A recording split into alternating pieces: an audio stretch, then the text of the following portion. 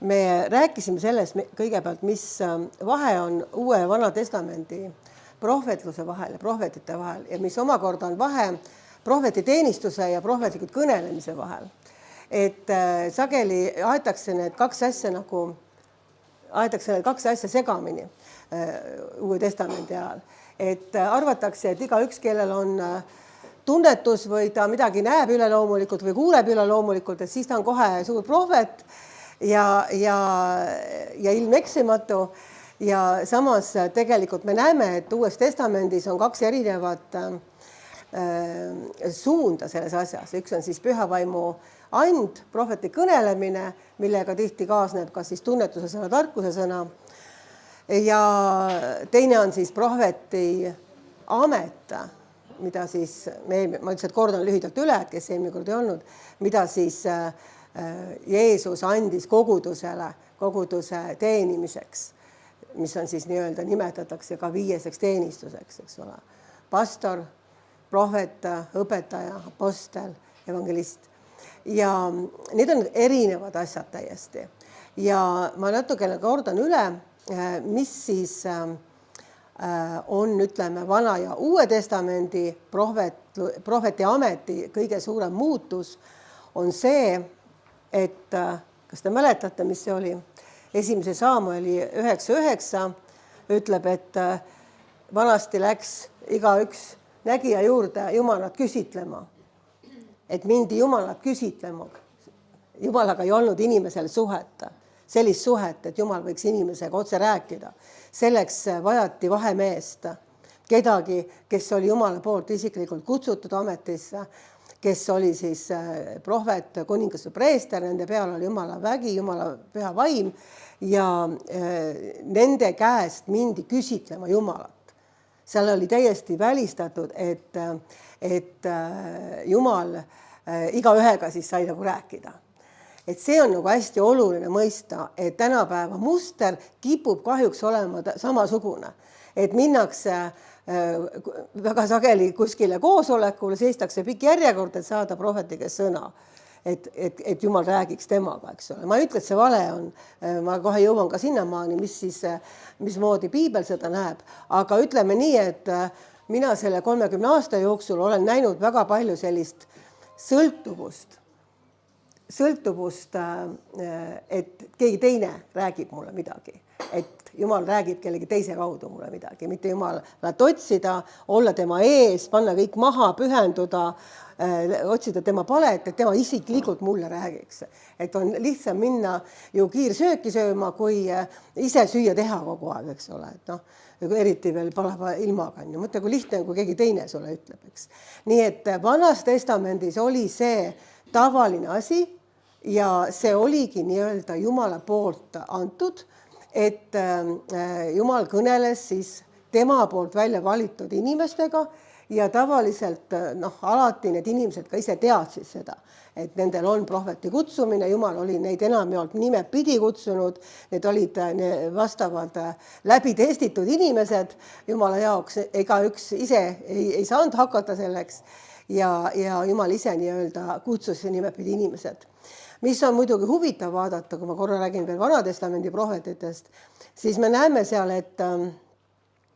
et nende inimeste seas oli ka selliseid, kes ütleme väga võib-olla ka rängalt eksisid ja tegid igasuguseid nii-öelda selliseid vigu ja Jumal ei võtnud sellest hoolimata ära nende pealt prohvetikutset, aga ta võttis ära prohvetikutse ainult me näeme ühel juhul, kui ta võttis täielikult ära oma kutsumise inimese pealt. Ja see on huvitav tegelikult. See ei olnud mitte patta selles mõttes, nagu meie mõtleme patta, et mõni prohvet läks ja purju ennast näiteks ja hakkas kaklema tänava peal või midagi sellist on ju. Ei olnud sellist asja. Tegelikult oli, mis asi? Kas keegi on lugenud piiblit peal minu? Mina olen ka natuke pisut lugenud, sirbinud. On keegi sirbinud peal minu? Mis asi see oli, mille pärast võeti ära, mis oli kõige rängem asi üldse Vana Testamendi prohvetil, kui Jumal võttis ära oma kutse. See oli sõnakuulmatus sellele, mis Jumal ütles isiklikult talle. See on huvitav, eks ole. Et ta võis ennast täis juua, kakelda tänava peal, okei, ma natuke räägin oma sõnadega, ta võis igasugust jama teha, nad tegidki ju jama. me näeme ju, kuidas, eks ole, ka kas või ma eelmine kord ka sellest rääkisin, piibel ütleb ka, et Abraham oli prohvet. Ta ütleb mitmes kohas, et Abraham oli prohvet. Ja ma ei hakka rääkima kõikidest ämbritest, mis Abraham siis korraldas, eks ole.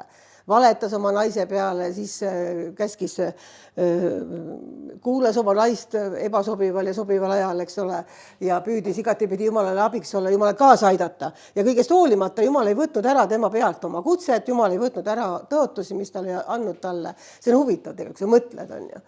Et kui meil tänapäeval keegi, ütleme, koguduse juht või keegi selliseid asju teeks, siis kividega surnuks loopida on tänapäeval lihtsam kui vanasti, eks ole, sest tänapäeval on internet. Et vanasti pidi nagu kivisi otsima, aga tänapäeval ei ole kive vajagi, seda saad nagu lahmida teineteist surnuks nagu palju lihtsamal viisi sõnadega.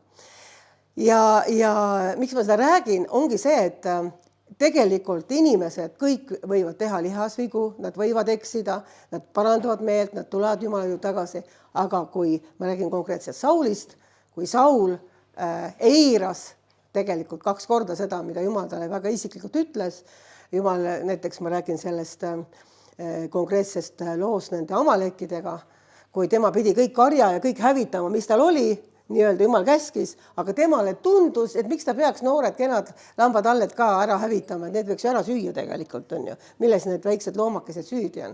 Et need võiks ju lihtsalt nii-öelda praktilises mõttes nagu ära süüa ja kokku hoida ja see tundus nii-öelda inimlikult loogiline, mida Saul mõtles. Saate aru, Saul ei teinud selles meie mõistes üldse pattu. Tema ei läinud nagu kellegi vastu konkreetselt või ta ei teinud nagu selles meie mõistes, isegi nagu pattu, meie mõistes. Aga Jumala silmis oli see nii ränk asi, et ta kaotas oma kuningriigi. Ta võeti maha, see oli sõnakuulmatus konkreetselt sellele, mida Jumal temale oli öelnud. Ja see, kui ma esimest korda nagu mõistsin seda, kui tõsine see on, et kui Jumal sulle midagi konkreetselt ütleb, kui sa oled teenistuses ja sa seda ei tee, siis see on palju tõsisem asi. Võib-olla see, kui sa väliselt lihas kuskil eksid, kus sa hiljem või varem, ütleme, parandad meelt, palud andeks, eks ole, saad aru, see on nagu see liha asi, mis sa teed. Aga see, mis sa oma südames teed, kui sa eirad Jumala käske korraldusi, tema nii-öelda juhtimist sinu isiklikus elus või ka kellegi teise kaudu on ta sulle öelnud, siis see oli nii tõsine asi, et inimene, kuningas kaotas terve kuningriigi selle pärast. Et ma nüüd 3. korda ei hakkaks seda sama asja rääkima, siis ma toon nagu 2 võrdlusmomenti. Seal on kuningas Taavet, kes rikkus abielu, kes himustas võõra mehe naist ja et paremini kindlustada seda abielu rikkumist, ta veel lasi selle mehe ära mõrvata ka igaks juhuks, et see tagasi tuleks enam. See on tegelikult kohutavalt ränk asi ühe kuninga poolt. Aga Jumal ütles pärast, et Taavet oli talle meelepärane mees, eks ole. Aga Saul, kellest me ei loe ühtegi sellist asja. Me ei näe, et Saul oleks teinud selliseid asju, aga Saul oli see, kellelt võeti terve kuningriik ära, sellepärast, et ta teadis täpselt, mis Jumal oli öelnud ja ta ei teinud täpselt nii. Ta otsustas mingisuguses valdkonnas, ta tappis ära küll amalekid, aga kariloomasid, neid noori tallekesi, neid ta ei hävitanud. Ja aga kus on tegelikult see tuum selles asjas? See tuum on selles, et see on ülbus inimese südames. Arvata, et mina otsustan ise, kuidas asjad paremini on, mitte Jumal ei otsusta. Saate aru? See on tegelikult see, et inimene tõstab, ta tahab tõsta ennast kõrgemale Jumalast ja ta otsustab, et küll Jumal ütles tappa ära tallekesed, aga mina arvan, ma söön ära need. Niivõrd hea lambapraad, hinnad on tõusnud ka, eks ole, kohutavalt kallis on. Et mõtle, kui tore oleks seda teha. See on selline inimlik asi justkui, aga Jumala silmis loeb ainult see, mis on sinu südames, mitte see, mis väljaspoole paistab. Nii et see on nüüd, ütleme, hästi selline oluline mõista, et Vana Testamendi prohveti staatus oli olla ilmeksimatu. Tema kõik, mis ta ütles, pidi minema täide. Kõik pidi olema nii, nagu prohvet ütles ja niimoodi katsuta teda ka läbi. Nüüd Uue Testamendi prohveti teenistus ja prohvetlik kõne oli siis, me näeme muide ka Vanas Testamendis prohvetlikku kõnet, me rääkisime sellest eelmine kord, kuidas Mooses volitas ka 70 vanemat ja püha vaim pandi nende peale ja nad hakkasid kõik prohvetlikult kõnelema. Aga kui püha vaim ära võeti, siis nad enam prohvetlikult ei kõnelenud. Nii tegelikult isegi Vanas Testamendis oli ka lihtsalt prohvetlik kõne. Need inimesed ei olnud prohvetid, nad kõnelesid prohvetlikult. Aga prohvetlik kõne oli ainult siis, kui Jumala vaim oli nende peal. Kui Jumala vaim ära võeti, Piibel ütleb, siis nad enam ei kõnelenud mitte. Nüüd Uue Testamendi ajal, see, mida me ka eelmine korra rääkisime, et mitte segamini ajada siis seda prohvetlikku kõnelemist ja prohveti andi. Et see, mille kohta öeldakse, et kes kõneleb prohvetlikult, see ehitab üles, see julgustab, see trööstib, see on öeldud prohvetliku kõne kohta, see ei ole öeldud prohveti teenistuse kohta. Kui me näeme, väga palju me isegi ei näe otseselt, mismoodi prohvetid kõnelesid Uues Testamendis, aga ma loen ühe kirja kohe ette, mis ei ole üldsegi mitte julgustav, mis näitab, et tegelikult see prohvetlikult kõnelemine oli siis see, mille kohta öeldi, et nii-öelda see peab siis julgustama ja nii.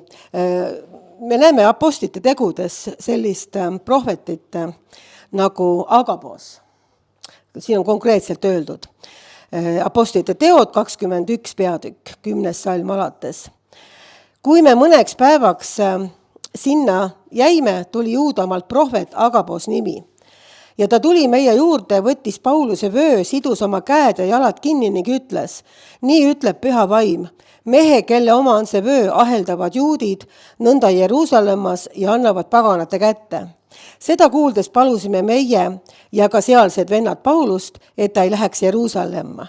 Seepeale vastas Paulus, mis te teete, et te nutate ja vaevate mu südant, sest ma olen valmis mitte üksnes laskma ennast Jeruusalemmas aheldada, vaid ka surema issanda Jeesuse nime pärast. Aga kui ta ei lasknud ennast ümber veenda, rahunesime ja ütlesime sündigu issanda tahtmine.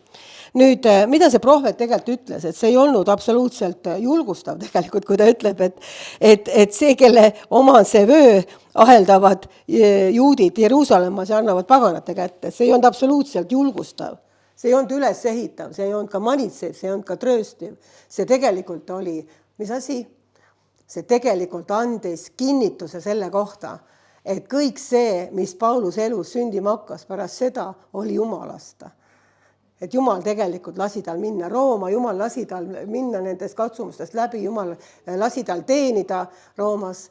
Me ei tea, kas see oli Jumala tahe, et ta nii kiiresti oma elu lõpu leidis, aga prohvet ütles ette, see on Jumal ütleb sulle niimoodi hakkavad sinuga asjad juhtuma ja Paulus teadis oma südames samamoodi, et ta peab minema. Et see ei olnud mitte hoiatus temale, et ära mine, vaid see oli just nimelt see, et Jumal on asjast teadlik. Jumal on asjaga kaasas, Jumal teadis täpselt, miks need asjad juhtuma hakkavad tema elus, katsumused ja kannatused, ja ta ütles seda prohveti kaudu ette. Nii et seal oli nüüd see prohvet, kes kõneles. Prohvetlikult kõneleda võime me kõik, aga prohveti teenistus on kutse ja inimene kindlasti seda ise endal võtta ei saa. Sa ei saa seda kuskil piiblikoolis õppida, sa ei saa seda kusagil nii-öelda lihtsalt omandada, vaid see on Jumala suveräänne kutse, kuidas ta inimest kutsub. Ja prohveti kutse on selles mõttes ka kõige erilisem nendest 5 teenistusest, et kõiki teisi saab natukene teeselda ka.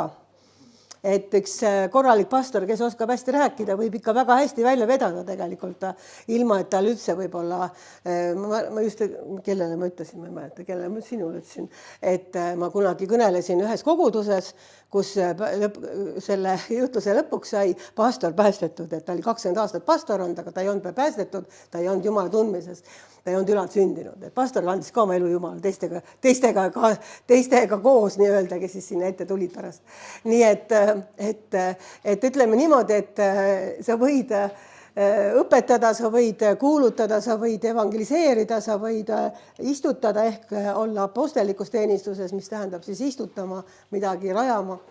sa võid seda olla edukas, aga sa ei saa mitte kunagi olla teeselda prohveti teenistust, sest pärast esimest prohveteeringut, mis ei täitu, oled sa kohe läbi kukkunud. Kõik saavad aru, et sa tegelikult ei ole mingi prohvet ja mitte midagi ei toimu. Et see on nagu kõige spetsiifilisem asi, kõige spetsiifilisem kutse, aga samas ta on ka kõige ohtlikum, sellepärast, et kui me ei oska läbi katsuda, nii me jõuame nagu sinnamaani varsti, kui me ei oska läbi katsuda, kui me ei oska nagu aru saada, kui me ei oska aru saada, missugust vilja peab kandma üks sõnum, siis me võime kohutavalt elus kibestuda, pettuda, meie elu võib kokku variseda, sest keegi ütles meile midagi, me jääme lootma ja lõpuks see midagi üldse ei sünnigi, eks ole, ja siis öeldakse, näed, Jumal valetab mu peale või Jumal ütles valesti või midagi. Et selles mõttes on hästi oluline teada, mis on mis. Ja ma tean, et siin täna, kes meil siin inimesed on enamus väga tundlikud vaimus, ma ei tea, kuidas siin on kõik sellised kokku sattunud, kes tegelikult on tundlikud vaimus, kes kogevad vaimus asju ja see ei tähenda loomulikult, et sul on prohveti kutsumus, aga see ka ei välista seda. Et selles mõttes see ei välista seda, aga kindlasti on see võimalus, et püha vaimu anda töötab sinu läbi ja seda tuleb õppida enda sees läbi katsuma, kuidas sa ütled seda teisele, läbi katsuma, kuidas sa vastu võtad teiselt.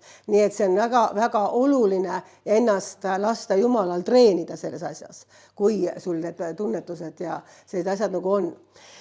Et ma saaksin piibli käest ära panna, siis ma loen ühe kirjakoha veel praegu ette. See on prohvet Jeremiia raamatus, kus ta räägib uuendatud lepingus, 31 peatükk. Ja siin on nüüd selline 34. salm siis, mida väga tihti öeldakse ainult esimene pool ja väidetakse, et nüüd püha vaimu ajastul ei ole vaja isegi, et keegi meid õpetaks.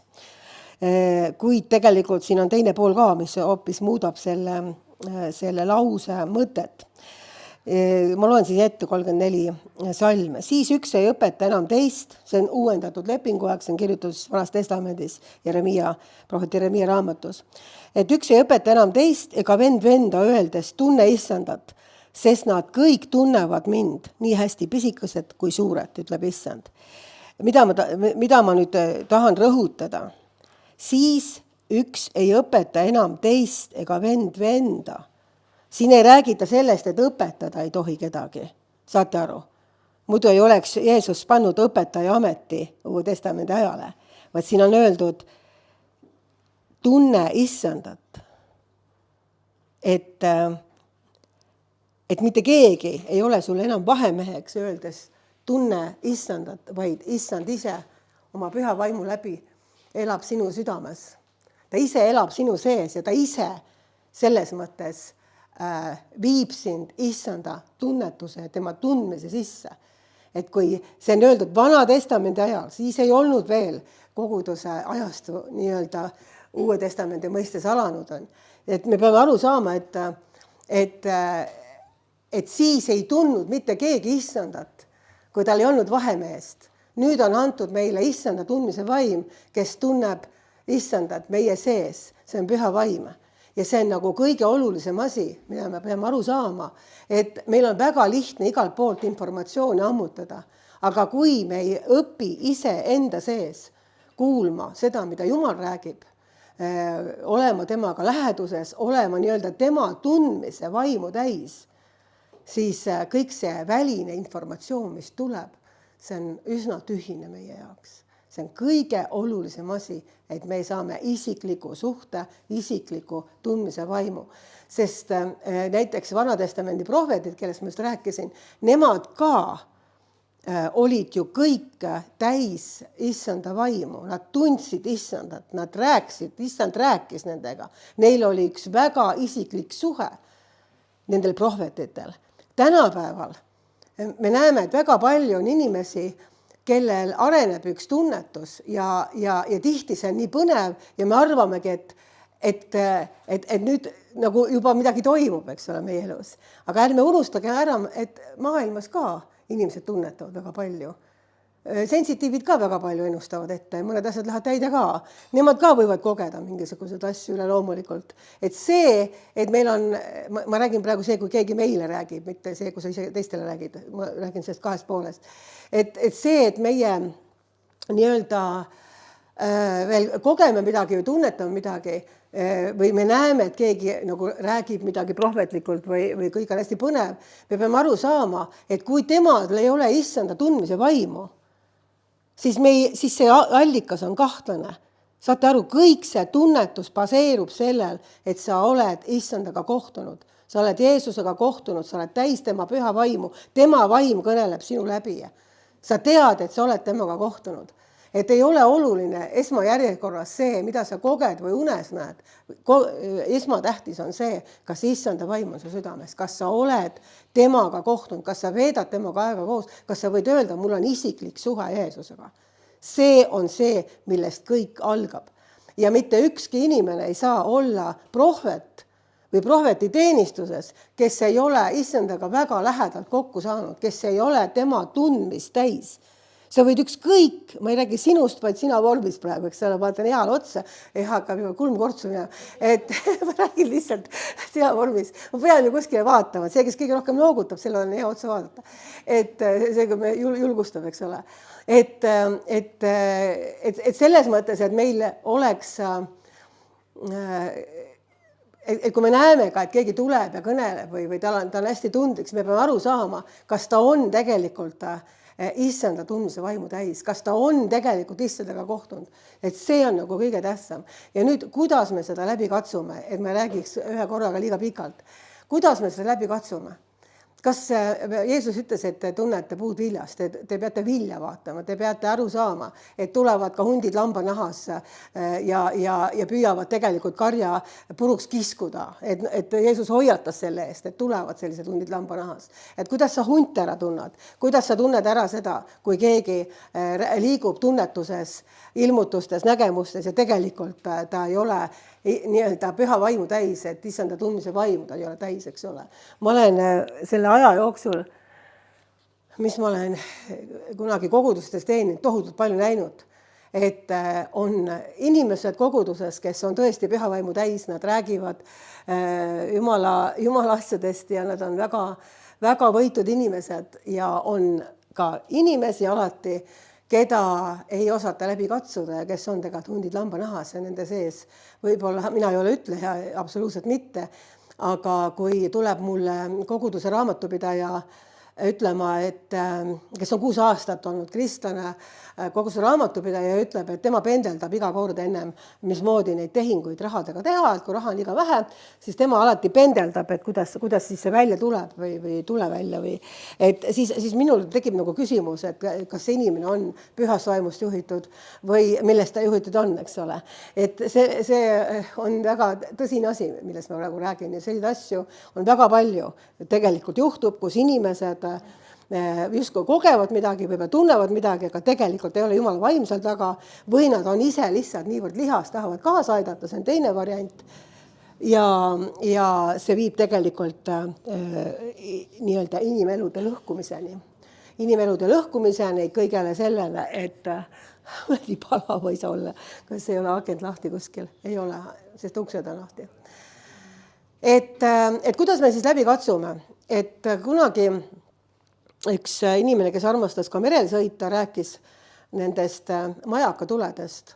Et kui sa tuled sadamasse, siis sa näed neid majakaid ja ma ei tea, kuidas praegu on, aga siis oli niimoodi, et need majakad, teatud tuled pidid olema nagu ühel sirgel, et siis sa oled nagu õigel teel.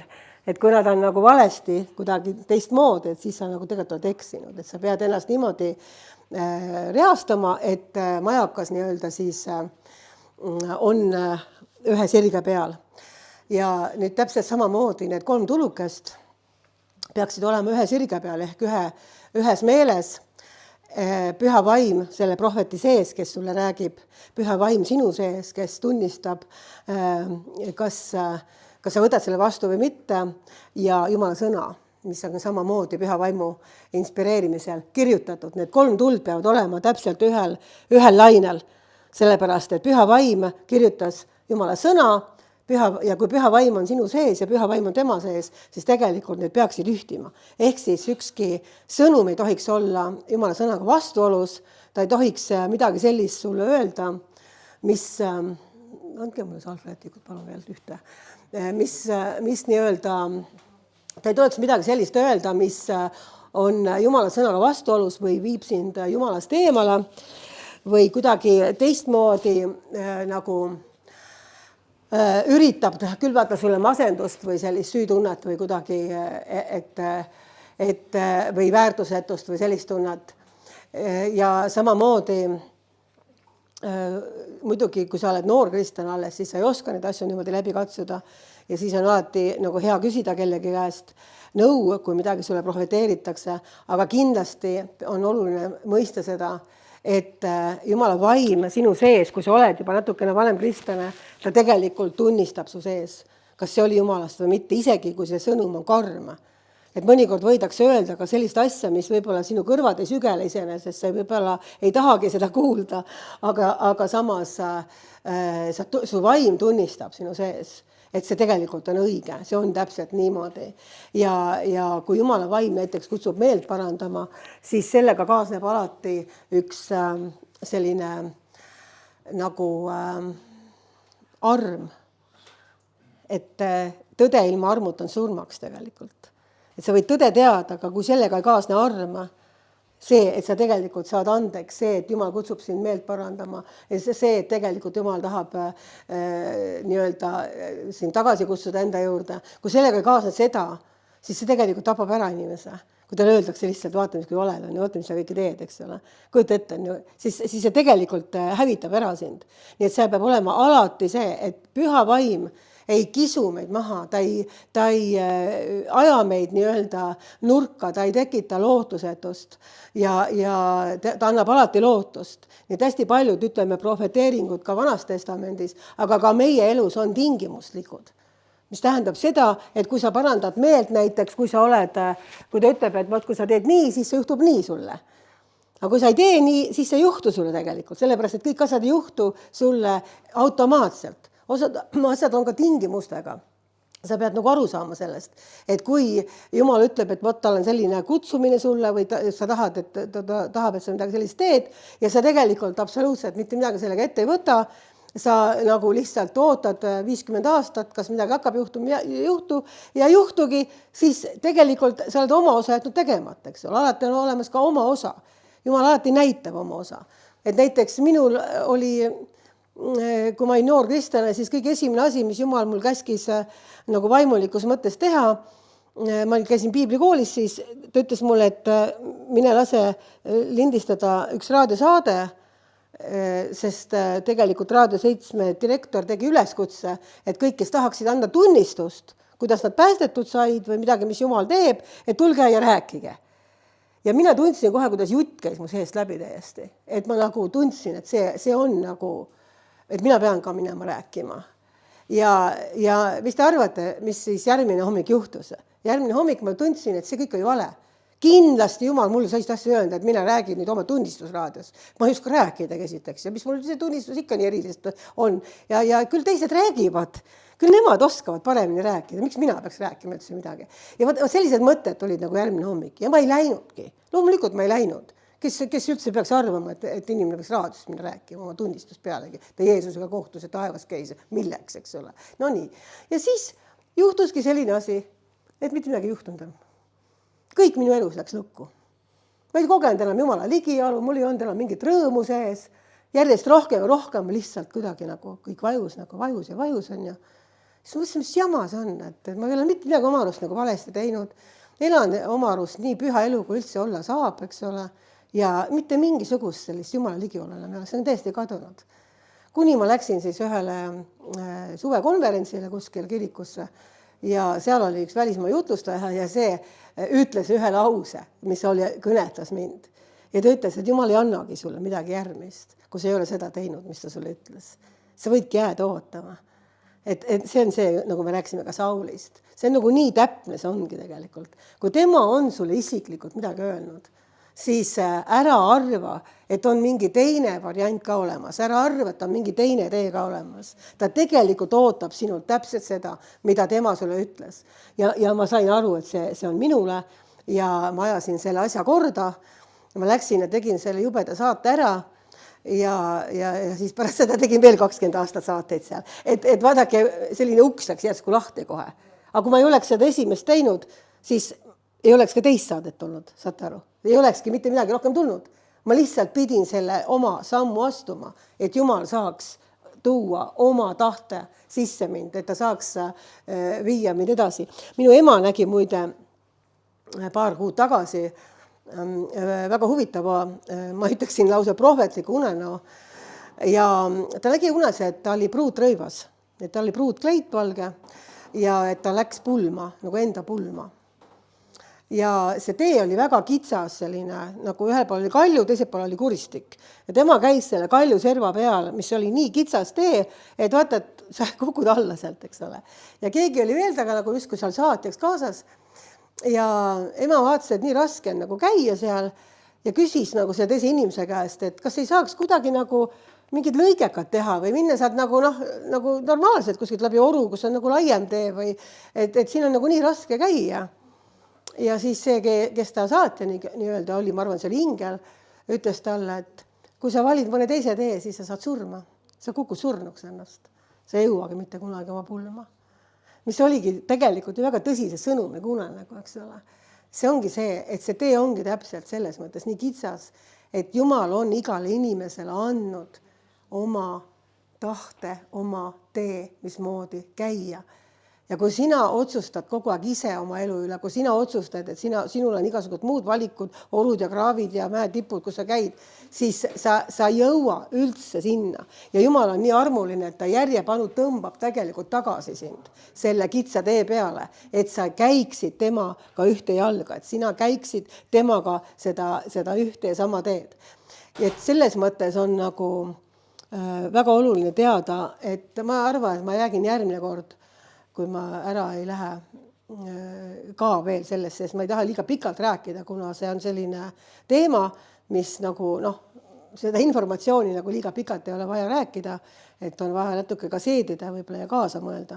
Et nüüd viimane asi võib-olla, ma ei ole kindel, see viimane, aga ma üritan vähemalt, et see viimane on see, et kuidas sa läbi katsud iseenda sees, kui sinule tuleb mingi tunnetus või nägemus kellegi kohta või kuidas sa seda nagu ütled või kuidas sa nagu kasvad selles, et Jumal siin saaks nagu kasutada selles. Sest arvestage sellega, et kõik sellised vaimulikud asjad, mis meile antakse, need ei ole ju sinule endal lihtsalt mingisuguseks meelelahutuseks või informatsiooniks tavaliselt. See on teenimiseks. Ma räägin praegu püha vaimu andidest, et kui püha vaimu annid töötavad inimese sees, siis on koguduse üles ehitamiseks. See on selleks, et Jumal tahab meid kasutada kellegi jaoks. Jumal ei anna niisama neid asju. Aga selleks, et me saaksime aru, kas see üldse on Jumala käest, või see on meie oma mõte või kas on hingevaaline mingid mõtted meile pähe pannud, siis me peame õppima kõigepealt enda sees neid asju läbi katsuma. Et mida sa üldse välja ütled, mida sa välja räägid, mismoodi sa välja räägid. Et jällegi need 3 tulukest kõigepealt, et kas see sõnum, kas mina olen üldse püha vaimu täis, et Jumal saab mulle anda, see on muidugi see kõige esimene asi, eks ole.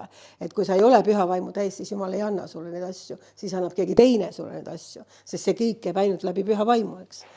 Kas see on Jumala sõnaga kooskõlas? Ja kas tegelikult toob inimese Jeesusele lähemale, kas ta on Jeesuse keskne, kas ta toob inimese nii-öelda Jumalale lähemale või ta kuidagi peletab teda eemale või toob mingisugust muud vilja.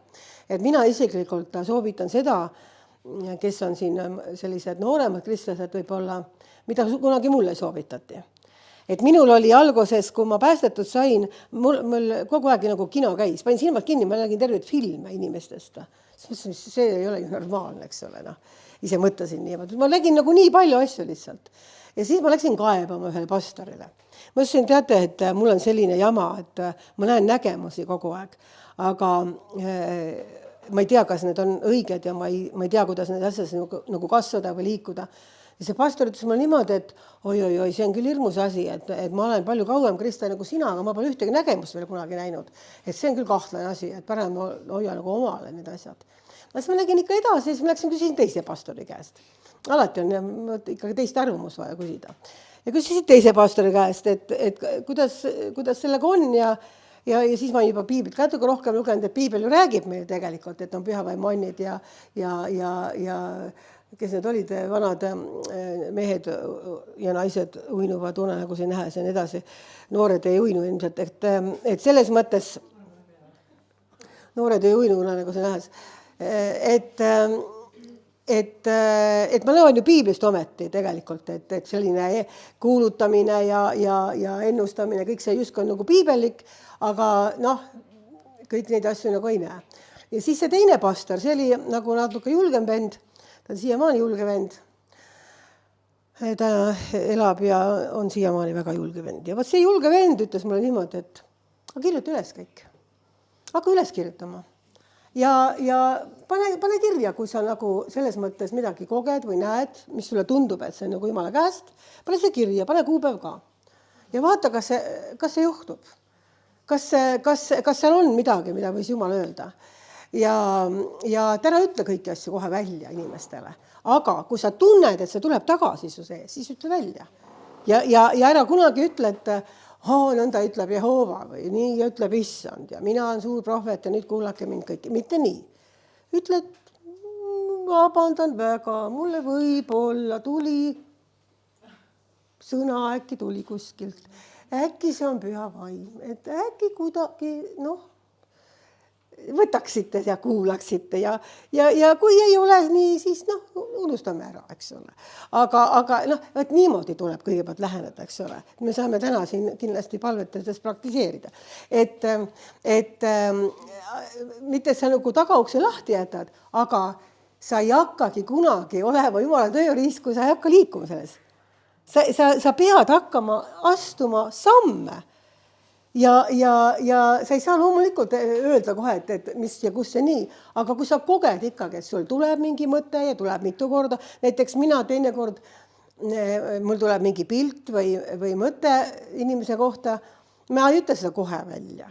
Ma palvetan edasi, et kas see on ikkagi Jumalast ja katsun läbi ja kui see tuleb mitu korda tagasi nagu rahuga, siis ma ütlen selle välja tavaliselt. Et ma päris pikalt tegelikult katsun seda läbi. Ma ei ütle üsnagi kohe välja. Et teinekord ma näen juba, enne kui üldse palvetama hakkab, ma tajun inimesest midagi näiteks. Aga paljugi, mis mina võin tajuda, eks ole. Et see peab olema kindel ikkagi, et see tuleb Jumala käest. Ja seda peab õppima läbi katsuma. Et selles mõttes on nagu lihtne ühest kraavist teise minna, eks ole. Et osad on need, kes igal pool ütlevad, et ta on prohvet ja kõik, mis mõte pähe tuleb, see on Jumalast ja teised ei julge mitte kunagi välja astuda. Et neil võib olla kogemus, neil võib olla mingisugune tunnetus, aga ta ei hakka liikuma, sellepärast, et ta kardab läbi kukkuda. Ta kardab, et äkki see pond Jumala käest, et äkki see vale, eks ole. Mis siis? Sa ju vabandasid pikad ja laiad ja kummardasid enne, kui sa seda ütlema hakkasid. Kes sul peale ikka siis pahaseks saab, kui sa niimoodi kõigepealt lähed ütled, eks ole. Ilusti naeratad, ütled, et mul tuleb selline tunne. Ja mul tuleb selline tunne, et äkki süke pilt tuli või midagi. Et ma teisest küljest tahan nagu julgustada neid, et kui sa tead, et sinu sees on püha vaim, kui sa oled issanda oma, siis ära karda neid asju. Sa ei saagi edasi kasvada, kui sa tegelikult ei hakka selles liikuma. Et annid tahavad ju välja tulla, annid tahavad ju esile tulla tegelikult. Ja sellepärast ongi hästi oluline, et sa õpid neid läbi katsuma ja me räägime kindlasti järgmine kord ka veel, või mingi kord ikka, ma ei tea, millal ma räägin, et kuidas täpsemini seda vilja vaadata, kuidas täpsemalt aru saada, mis allikas see lahtub ja eriti oluline, kuidas vahet teha, kas see on sinu mõistus, see on põhine asi, millega eksitakse, või see on sinu vaimus. Et seda vahet ka iseenda sees on hästi raske tegelikult nagu alguses vahet teha. Et kas see oli sinu mõte, mis sulle pähe pandi või see tegelikult oli Jumala vaimust. Et selles ma tahaks kindlasti järgmine kord põhjalikumalt rääkida, sest selle vahe tegemine on üsna keeruline alguses. Aga jällegi vilumuse kaudu sa kasvad. mida rohkem tegelikult sa selles nagu arened ja kasvad ja annad Jumalale nii-öelda luba ennast kasutada, siis seda rohkem sa hakkad seda ära tunnetama. Kas see oli sinu mõte või see oli üks püha vaimu tunnistus sinu sees. Et selles mõttes muidugi eelduseks, et Jumal sind tõsisemalt kasutama hakkab, on see ikkagi Jumala sõna tundmine. Et kui sa Jumala sõna ei tunne, kui sa ei ole piiblit lugenud läbi, kui sa ei ole teda analüüsinud, kui sa ei ole jätnud piibli asjad meelde, siis tegelikult ei saa ka sa ju läbi katsuda, sest sa pead teadma sõna tegelikult. On ju. Sa pead teadma, mida Jumala sõna ütleb. Ja lõpetuseks see lause, mida ei tohiks ka kunagi unustada, et prohvetite vaimud alistuvad prohvetitele, mis tähendab seda, et prohvet, kui on asi Jumala vaimust esile toodud, siis ta ei survesta, siis ta ei sunni see sõnum, siis ta allub ka sellele, kui öeldakse, et ole vaita. Noh, näiteks, ma toon näite, et näiteks keegi räägib kuskil kirikus ja siis, ma olen ise läinud sellist asja pealt ja siis tõuseb keegi püsti ja ütleb, et mul on Jumala sõna.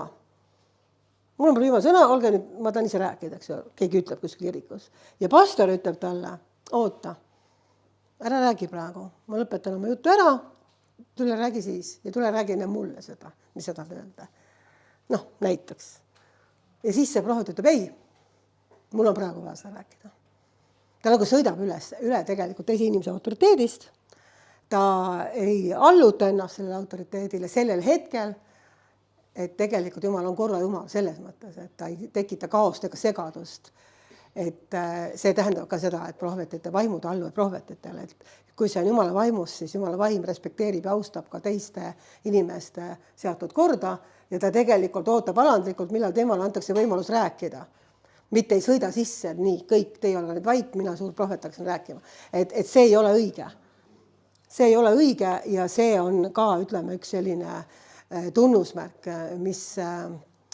mis on väga halb vili tegelikult ja mis ei ole nagu Jumala käest. Et me peaksime nagu mõistma seda.